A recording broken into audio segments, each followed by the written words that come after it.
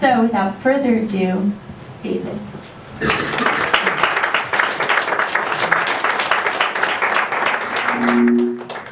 Thanks a lot. I guess this is the point where I can totally underwhelm you. So really, and it's so amazing to see how much social media has done to bring everyone together here, and now I get to talk about it as if you guys don't know anything about it. So this will be one of my many fun challenges this morning. But I do want to share a little bit from at least what I'm seeing. Not everything I'm going to be presenting is going to be like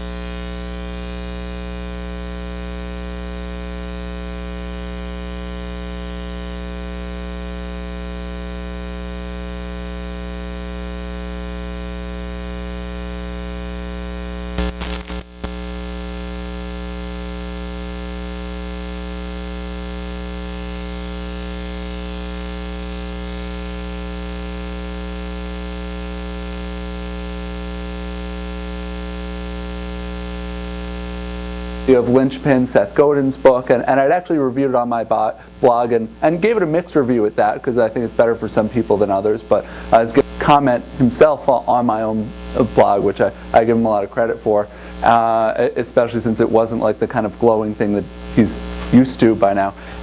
And so I got another copy of this and said, so anyone who shares their own book recommendation, come and just tweet me with it, and I'll give you this copy. So Tracy, so thank you for that. And I already added it to my Amazon cart, but what was your recommendation? It was How We Decide by Jonah Lehrer. So it's good stuff. So we're already getting the recommendations flowing. So thank you for participating. And so as you can see, there are some parts of this that are not quite as planned either when it comes to these presentations. And while this is the third talk I've given this week, this is by far the one that's required the most preparation. The others were a little more off the cuff, including one here with Roger Smith's Brian Simpson, who is fantastic. So this is social media. So I've introduced myself. I'll say hi to some of you here, and could hardly fit everyone who I've been seeing signing up for on the EventCamp list and talk about it on Twitter, but was able to capture at least one subset of the audience. So hi to everyone there and here and there. Hi. I got to wave to the folks back home. I didn't capture you guys, I'm sorry, but maybe I can in the SlideShare version. As was mentioned, I do get to a few events. So this was the view from Oma Social in San Francisco, and actually this was this week at the Roger Smith, just down the hall here. And this is the Gotham Media Ventures, where combining this, I actually took this on stage and was tweeting this and gave a live demo of one of my favorite applications, Cat Paint. If we're friends on Facebook or you follow me on Twitter, you'll see this like randomly popping up, and it's great because all you actually pay 99 cents for the privilege of it. But as far as as far as money per time spent and enjoyment received out of it, it is probably one of the best values I've ever received. So I'm even honored to have one of my submissions of my grandmother covered in cats to the on the Cat Paint gallery, which you can see is one of the first on there, and so it does make things very, very social. One other value add, I promise you I'm not going to be like reading from this playbook today, and this isn't some copy and paste job. I've done those. This is not one of them. But one of the, so my day job is with that fun little round logo there, 360i. And so it's a digital marketing agency here in New York and elsewhere. And last summer we came out with this social marketing playbook that's actually designed to be fairly strategic and you know, not as tactical, but with some things from like, you know, setting up a social marketing strategy to sunsetting to, you know, how to use some of the platforms out there. And there's not even a registration thing, so you can get this and, like, you know, not tell me or not tell anyone. But it is it's just really easy to access. And for some of you who want a deeper dive, it's like nearly 60 pages. I had to read it a few times before I kind of got it. So I won't say it's the like quickest read out there, but you know, might be a decent resource. And you know, while it is a playbook, then any of these peanuts are optional. They don't quite come with it. So the agenda today, what am I really going to be talking about, and what are we going to be talking about? Because I do hope this becomes somewhat of a discussion. So I was able to get a lot of the gratuitous PowerPoint animations out of the way. I can't say that was the last one, but yes, there we go.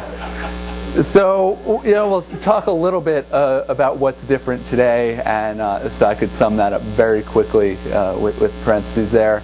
Getting into developing a game-winning strategy, a few bonus trends for event planners to pay attention to this year, and then some really stimulating Q&A, which doesn't need to just happen at the end, and of course, yeah, it will, and hopefully not too much later than you want it to.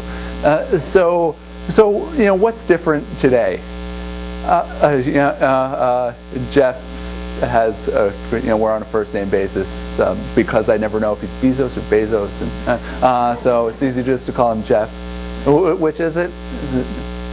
And no one's even going to stake a claim here. So some really smart guy who invented stuff. It, you know, says a brand's what people say about you when you're not in the room. And so, so this has always been the case. You know, people are always talking about things. Doesn't matter if it's like, you know, kind of way back Garden of Eden style, or you know, things a little more modern like Starbucks.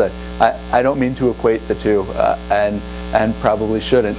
But, you know, whether it's the water cooler, the bar, or places like this, you know, we're just talking about things organically. There are some things that have been kind of inspired by other branded placements, whether it's the hotel itself or our sponsors that will lead to other conversations that come out of it. So, you know, we're talking about new brands, events when we're not there, but now there's a much bigger room. So this room, which also has an adorable little kitty in it,